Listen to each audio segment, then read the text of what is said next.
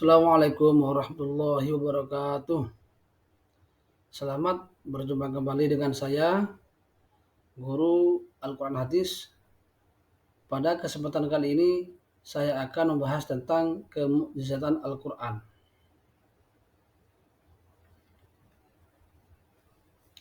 Sebelum lanjut pada pembahasan, saya akan membacakan tujuan pembelajaran.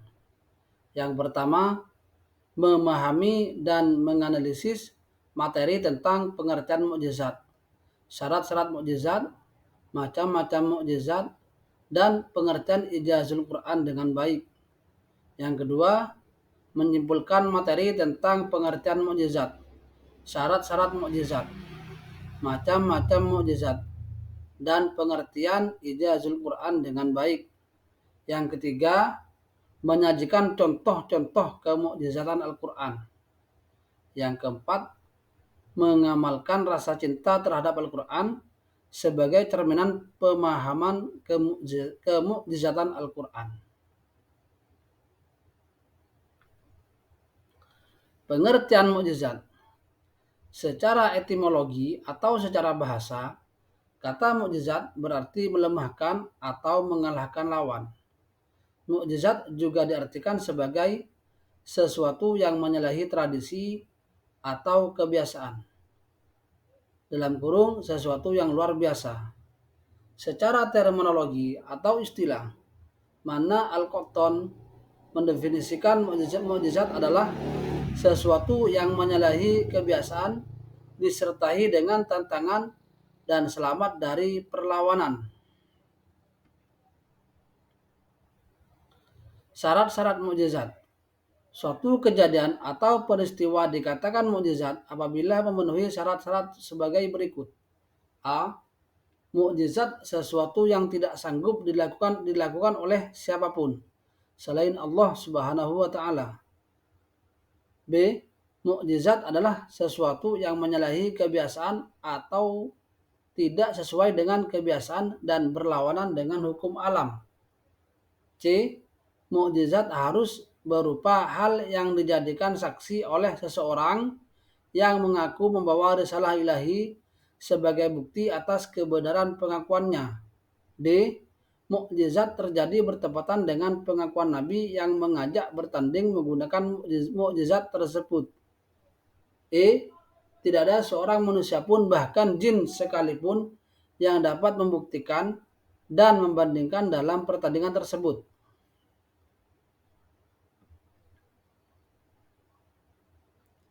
Macam-macam mukjizat. Mukjizat dibagi menjadi dua, yaitu mukjizat hissi, ialah mukjizat yang dapat dilihat oleh mata, didengar oleh telinga, dicium oleh hidung, diraba oleh tangan, dan dirasa oleh lidah. Tegasnya dapat dicapai dan ditangkap oleh panca indera. Mukjizat ini sengaja ditunjukkan atau diperlihatkan manusia biasa, yakni mereka yang tidak biasa menggunakan kecerdasan akal pikirannya, yang tidak cakap dengan mata hatinya, dan yang rendah budi dan perasaannya. Karena bisa dicapai dengan panca indera, maka mukjizat ini bisa juga disebut mukjizat indrawi. Mukjizat hissi ini dibatasi oleh ruang dan waktu. Artinya hanya diperlihatkan kepada umat tertentu dan di masa tertentu. Mukjizat maknawi ialah mukjizat yang tidak mungkin dapat dicapai dengan kekuatan panca indera, tetapi harus dicapai dengan kekuatan akli atau dengan kecerdasan pikiran. Karena orang tidak akan mungkin mengenal mukjizat maknawi ini melainkan orang yang berpikir sehat, cerdas, bermata hati, berbudi luhur, dan suka mempergunakan kecerdasan pikirannya dengan jernih serta jujur. Karena harus menggunakan akal pikiran untuk mencapainya, maka bisa disebut juga mukjizat akli atau mukjizat rasional. Berbeda dengan mukjizat hissi, mukjizat maknawi bersifat universal dan eternal. atau abadi, yakni berlaku untuk semua umat manusia sampai akhir zaman.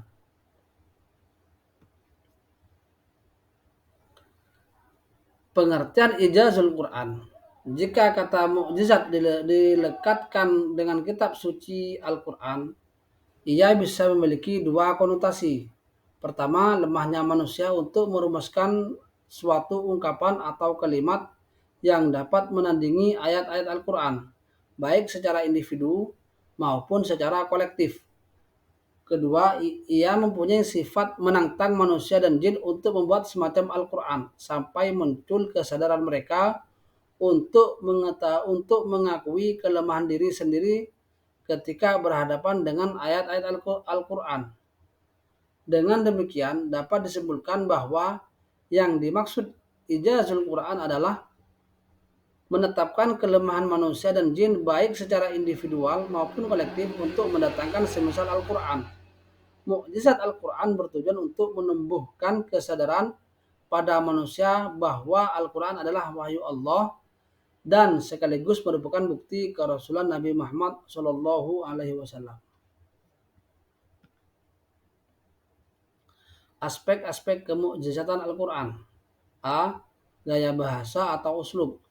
Al-Quran mempunyai gaya bahasa yang khas yang tidak dapat ditiru para sastrawan Arab sekalipun, karena susunan yang indah yang berlainan dengan setiap susunan dalam bahasa Arab. Mereka melihat Al-Quran memakai bahasa dan lafaz mereka, tetapi ia bukan puisi, prosa, atau syair, dan mereka tidak mampu membuat seperti itu atau meniru Al-Quran. Al-Quran dalam uslubnya yang menakjubkan mempunyai beberapa keistimewaan di antaranya kelembutan Al-Quran secara lafaz yang terdapat dalam susunan suara dan keindahan bahasanya. 2. Keserasan Al-Quran baik untuk awam maupun kaum cendekiawan dalam arti bahwa semua orang dapat merasakan keagungan dan keindahan Al-Quran. 3. Sesuai dengan akal dan perasaan di mana Al-Quran memberikan doktrin pada akal dan hati, serta merangkum kebenaran dan keindahan sekaligus. 4. Keindahan dalam kalimat serta beraneka ragam bentuknya, yaitu satu makna diungkapkan dalam beberapa lafaz dan susunan yang bermacam-macam yang semuanya indah dan halus. 5. Al-Quran mencakup dan memenuhi persyaratan antara bentuk global atau ijmal dan bentuk yang terperinci atau tafsil. Yang 6. Dapat dimengerti sekaligus dengan melihat segi yang tersurat atau yang dikemukakan. B. Isi kandungannya. Al-Quran mengungkapkan berita-berita yang bersifat gaib. Hal-hal yang bersifat gaib diungkap dalam Al-Quran dapat dipilah menjadi dua. Yang pertama, berita menyangkut masa lalu. Contohnya kisah Nabi Adam, Nabi Nuh, Nabi Ibrahim, Nabi Ismail, Nabi Musa, dan kisah lain di masa lalu. Salah satu contoh lain sebagaimana yang diungkapkan dalam surat Yunus ayat 92. Yang kedua, berita gaib yang menyangkut masa yang akan datang, masa yang akan terjadi. Misalnya berita tentang kemenangan umat Islam dalam perang Badar. Dijelaskan dalam Al-Quran surat Qamar ayat 45. Peristiwa Fathu Mekah dijelaskan dalam Al-Quran Al-Fat ayat 27 dan sebagainya.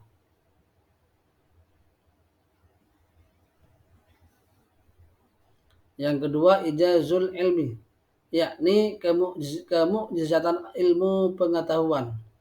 Al-Quran mengungkapkan isyarat-isyarat rumit terhadap ilmu pengetahuan sebelum pengetahuan itu sendiri sanggup menemukannya.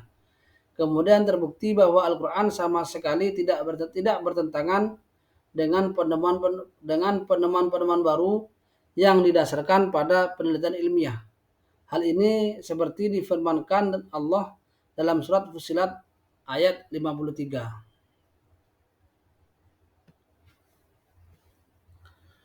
Banyak ayat-ayat Al-Quran yang mengungkapkan isyarat tentang ilmu pengetahuan seperti terjadi perkawinan dalam tiap-tiap benda, perbedaan sidik jari manusia, berkurangnya oksigen di angkasa, khasiat madu, asal kejadian alam semesta, penyerbukan dengan angin, dan masih banyak lagi. Isyarat-isyarat ilmu pengetahuan yang bersifat potensi yang kemudian berkembang menjadi ilmu pengetahuan modern. Salah satu isyarat ilmu pengetahuan tersebut adalah perbedaan sidik jari manusia. Sebagaimana firman Allah dalam surat Al-Qiyamah ayat 3 sampai 4. Yang ketiga, Al-Quran memberikan aturan hukum atau undang-undang yang bersifat universal, mencakup segala urusan hidup dan kehidupan manusia. Sekian, terima kasih. Wassalamualaikum warahmatullahi wabarakatuh.